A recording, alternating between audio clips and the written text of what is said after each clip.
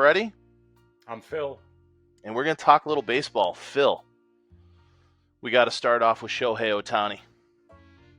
It would be sacrilege not to.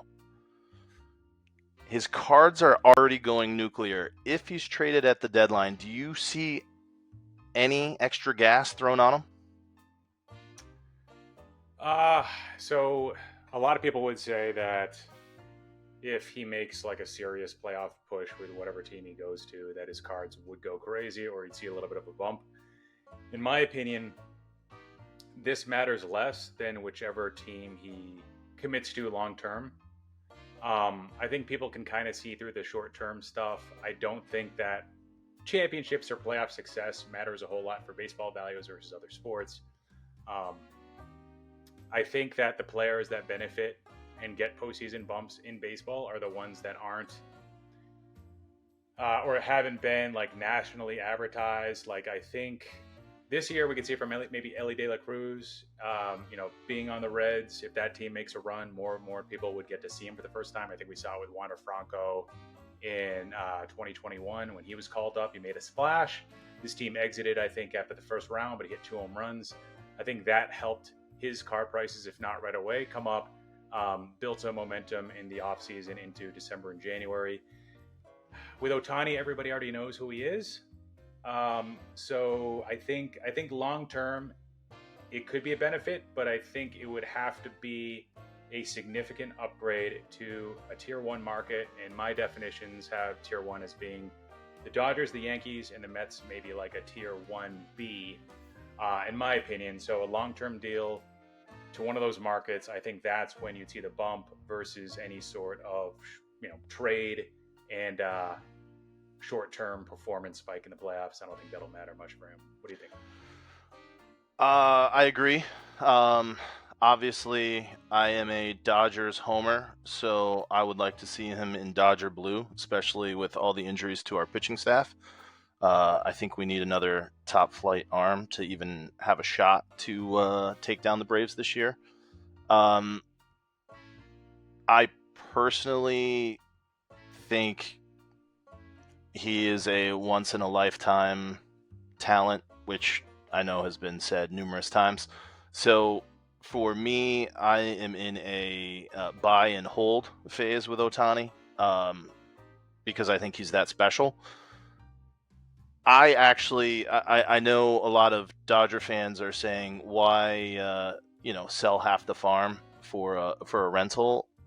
I want the Dodgers to actually make a strong push and offer a Juan Soto type deal to give us a chance against the Braves. I don't think as presently constructed, even if the small chance Walker Buehler comes back, he's going to be on a restriction.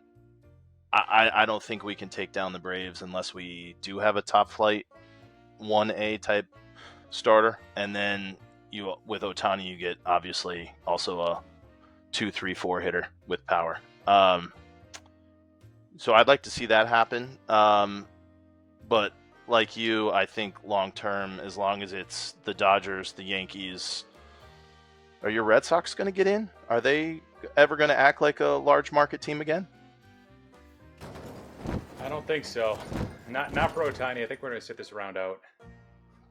Too busy looking for Trevor Story 2.0? Or like other, trying to solidify rosters for other sports that ownership has a piece of or something like that. I don't know. Other teams. If it's not, let's say, I know Artie Moreno hates the Dodgers, so he may not trade him to the Dodgers just out of spite. And if he decides he wants to get something back for Ohtani, he'll take the next best offer. Who would, if it's just a short-term rental, not necessarily from a card market, just for playoff fun, who would you like to see take a swing at Ohtani? That's a good one. So the Dodgers, I'm just not a huge fan of the Dodgers. So, that's okay. I get it. I think that they could use him more than most teams, as you said. Right now, the way the Braves are playing, even though the pitching isn't quite there and may not be unless they make a move, right now they're the strongest team by that far. lineup. Yeah. it's insane. I'd like a team like the Reds or the D-backs, an up-and-coming team. Maybe the Rangers, although I like the D-backs and Reds a little bit more. Find them a little bit more exciting, personally. If one of those like underdog teams made a move, then that would be pretty cool. It's one of the large market teams like the Mets, the Dodgers. It's just like, not again. But, the Red Sox used to spend money the same way, but they haven't. The Yankees, right now, they're behind the Red Sox. And they're in, fourth place in the division. And they look terrible. So, I mean, maybe, in a way, it's a blessing that there's enough clarity at this point in time for them to be like, all right, let's not blow the rest of our farm pieces, because one player, even if it is Ohtani, probably isn't going to make a world of a difference. I know Seattle has talked about him, but what's their record? Is it 500? They're a little bit far away too.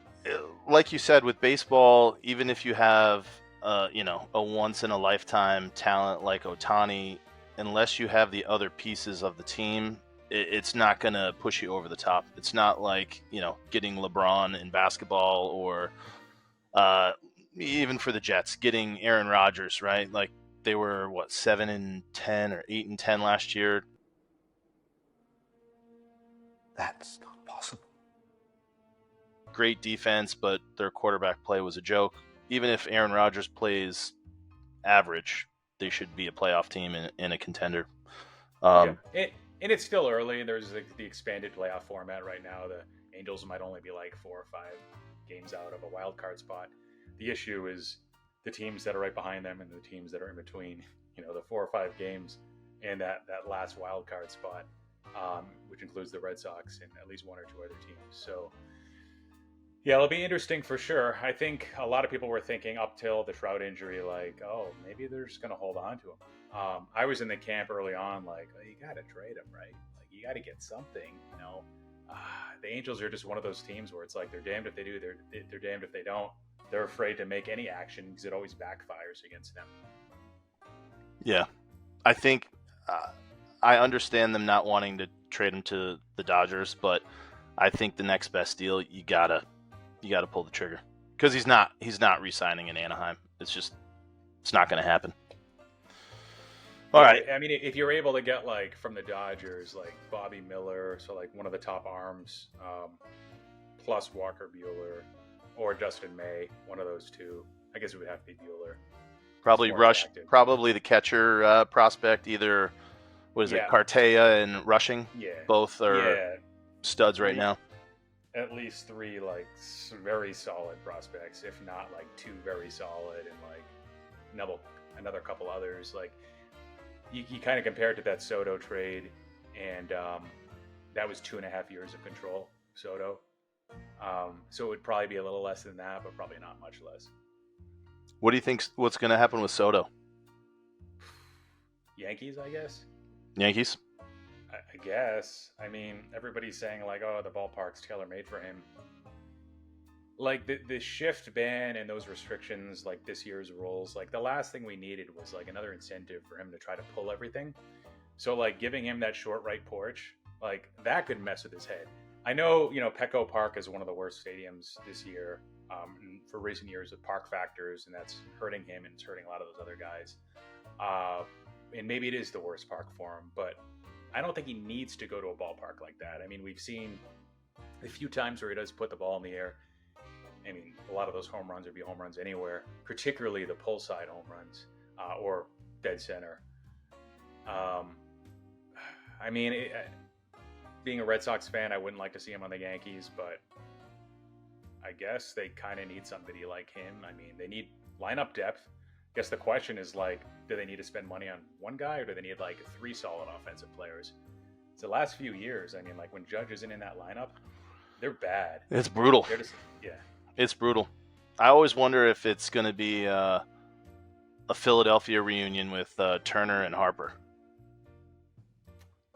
It seems like it seems like they have a connection, because I know they showed up for Turner in LA for his playoff games, and then Turner obviously signs with Philly. So I just wonder. I mean, big market. It'll be interesting. that whole San Diego experience for them this year has been one giant kerfluffle. That's not good. I mean, like all the personality issues that have been cited. I mean, these are things that if you're a card investor or even collector of these players, like, you don't want to hear that stuff, you know. And they haven't singled people out yet as much as maybe they could. So could that be a good thing? And maybe it's just concentrated on, like, say, Xander Bogaerts, although I doubt that he's the cancer. Seems like there's a lot of prima donnas, and hopefully once they, or a few of them, find new homes eventually. I guess it's really to Soto, because some of them are locked up, right, long term.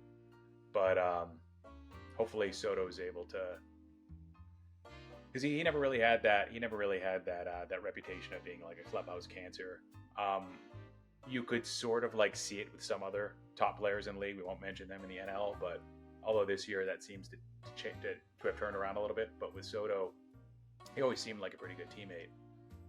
Yeah, I was shocked that they re-signed Machado. That guy is just, I don't know.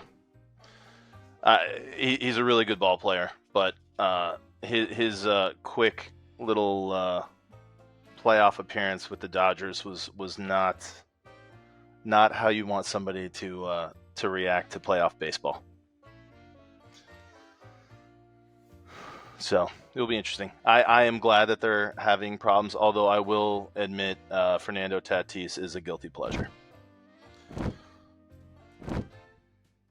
Speaking of Tatis, you know who's kind of like Tatis?